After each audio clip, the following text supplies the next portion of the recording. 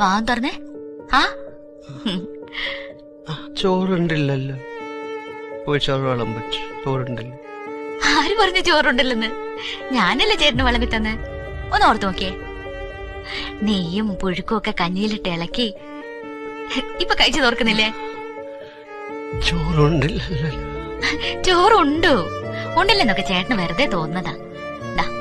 ഇത് ഉണ്ടിട്ട് കഴിക്കേണ്ട ഗുളിക. വാ വിളിച്ചേ. ആ ആ വാ.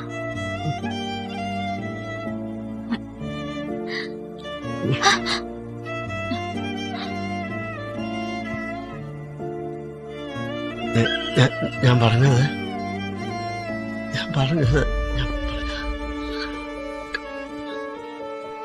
അറിയത്തില്ല. മാറിപ്പോന്നുണ്ടോ? പറയുന്നത് മാറിപ്പോന്നുണ്ടോ?